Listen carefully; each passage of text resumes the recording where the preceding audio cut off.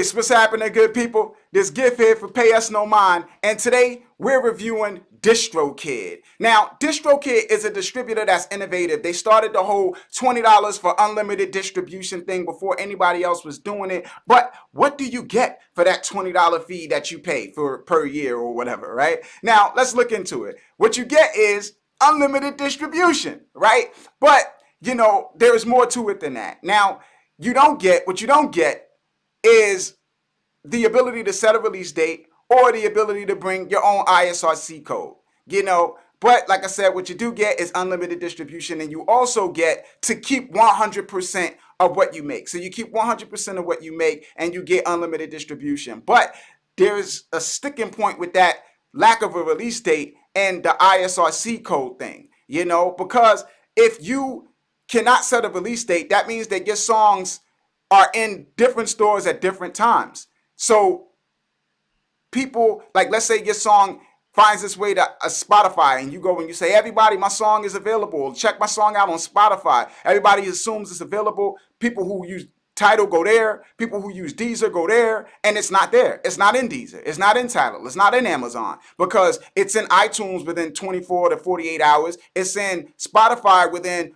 5 days, but it's not in Tidal and the other stores for 2 weeks, right? So now you have fragmented momentum. You can't consolidate the support. So you don't have everybody talking about your release at the same time. You have people who have access to iTunes talking about it at one time. You have people who have access to Spotify talking about it at another, right? And now you don't get that one day, that one launch day where everybody is like, oh, yo, man, it's out. Yo, I like song 2. Yo, you check this out. Yo, so-and-so, you see when he mentions something, and people can't communicate with each other. So you can't really effectively push within your network, right? So it's detrimental to that effect, right? Not having a release date. So you want that. You want the ability to set a release date. The ISRC code thing is about being able to make changes, because if you have any issue, any changes that need to be made with your release, right,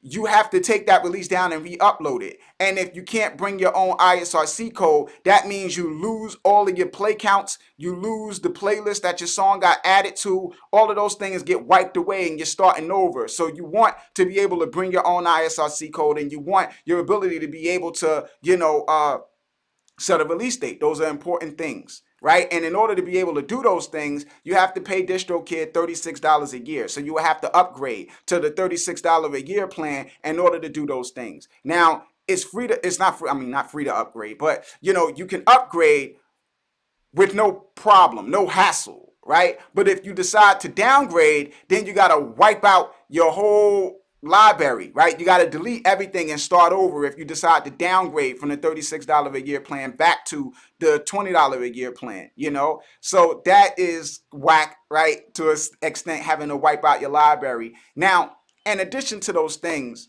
you have Content ID, right? Being able to claim your YouTube revenue.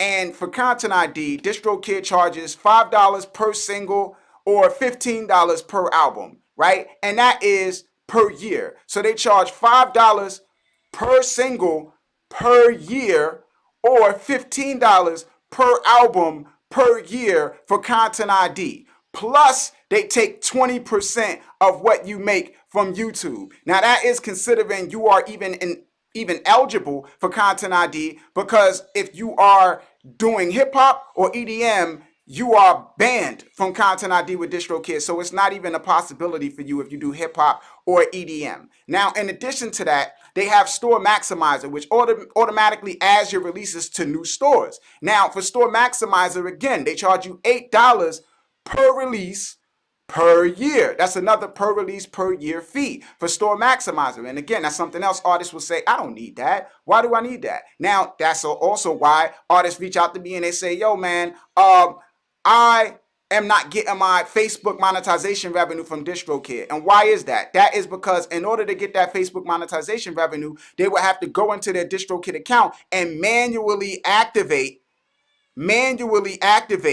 monetization for each and every release that they distributed, because DistroKid doesn't automatically do it. You need Store Maximizer for them to automatically do that. So you have to keep track of what new stores are being launched and whether DistroKid distributes to those stores and then going into your DistroKid account and manually activating those stores, which is a lot of work that you might not have time to do or want to do. So, the store maximizer and the content ID thing are features that you would need and want, right? And they're charging you per release per year for those fees or for those things, right? So let's look at it from the standpoint of total cost, right? Like what would it cost you? And we're gonna look at it from the aspect of if you released an album, right? So with an album with DistroKid, with all of that stuff, content ID, everything, would cost you about $59 a year for that release, right? $59 a year. Now, if you click the link that's in the description box or whatever, or the card, you get a discount, right? Through Payusnomind and our affiliate link. That's an affiliate link, right? 7% off. So that would drop that price to $55, right? Now, if we're looking at it from the standpoint of recouping the cost, right? Now, recouping the cost, if you are paying DistroKid $20 for unlimited distribution, you would need about 3,333 streams to pay that back, right? If you were paying DistroKid $36 a year for unlimited distribution, you would need about 6,000 streams to pay that back, right? If you was paying DistroKid $59 for everything with an album, a single album, right? That would mean you would need 9,166 streams to pay that back. Right now, DistroKid has other things, right? Like Shazam. Now we're getting into stores, right? Stores, DistroKid doesn't distribute to a lot of stores, so you end up losing money by not having your music available in those stores, right? Because stores is availability, because people hear your music. You don't have control over how far and wide your music spreads, right? People listen to your music on radio, share your music on social media. They have friends all over the world. So you have people in Africa, you have people in different countries that might want to listen to your music. And if it's not available where they listen to music, then that's just lost opportunities to gain a new fan and to also make money for yourself. So not having your music in those stores is resulting in a lack of revenue. You're losing money by not having your music available in those other stores, right? And they charge extra for things like Shazam, 99 cents per single per year. Again, another per release per year fee. Now, Shazam is not something you need, because if your music is in Apple Music, it's probably already in Shazam. So that's just a way for them to get you to pay them more money, right? Now, wrapping up, man, for the most part, you look at DistroKid, and what you would hear a lot, right, from people is, yo, man, it's only $20. It's only $20, right? But to a great extent, with DistroKid, that $20 is a way to save money. But you're sacrificing making money to save money. So it can be like saving money on transportation by not going to job interviews. You see what I'm saying? And that doesn't make a whole world of sense. Now, how DistroKid tries to separate itself from other distributors is through their features, right? All of the features that DistroKid gives you. Now, let's look at their features, right? Now, if you're looking at DistroKid's features, right, you see they have hyperfollow, right, which is like smart pages, lyrics, adding your lyrics to stores, credits and liner notes, video generator, personal profile, vault, which is like backup storage, fixer, which separates your releases from other releases, right? Things of that nature, right? When somebody, basically you have the same name as another artist and y'all pages merge, they'll separate them, So some of these things are cool, right? The issue with them is this. The issue with those features is this. You don't need them. They're not essential. Lyrics, only one store I know of even posts lyrics, and that's Apple Music. And you can get your lyrics in Apple Music by adding your lyrics to Genius, right?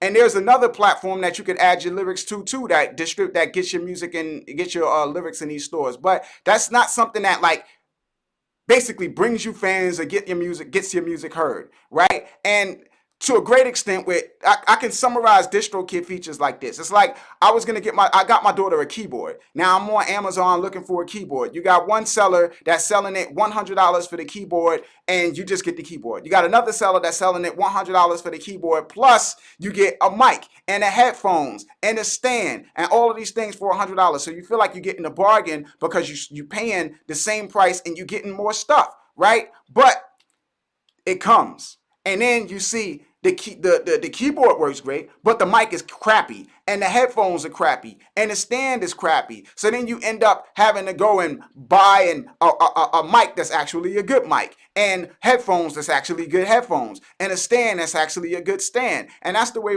it is with Distrokid. It's like Distrokid, their storage thing, that does not beat Dropbox, iCloud, Google Drive, any of those services. You would use those over that, you know what I'm saying? And having those services basically makes the Distrokid thing irrelevant, you know? And with Hyperfollow, you wouldn't use that over Linkfire's links or Feature.fm's links. Those they're smart URL provide they're smart URL providers that specialize in that, and they're just better at it, right? So a lot of those features are not really anything that separates them from other digital distributors. So they kind of gotta kick it up in a way of providing something to artists that actually helps you get heard and helps you get fans and stuff like that, as opposed to just more things, right? It's just more stuff. Like, hey, you get a lot of things. We give you 20 things, they give you 5, and not really looking at the value of the things that you're getting, right? Now, that's the review of Distrokid. You guys can comment your experience, what you like about it, what you don't, all of that stuff, agree, disagree, whatever, you know, in the comments below. Make sure you like this video, subscribe to the channel if you haven't done that. If you guys want to reach out to me, you can at real_payusnomind on Instagram, at payusnomind on Twitter, payusnomind@gmail.com if you want to message me. If you want to support the channel financially or whatever, you can Cash App, Pay Us No Mind. You can Pay Us No Mind on PayPal, right? You can hit up the Payusnomind.info website, click the donate button. This is Gift signing off. Pay Us No Mind. Peace, good people. One.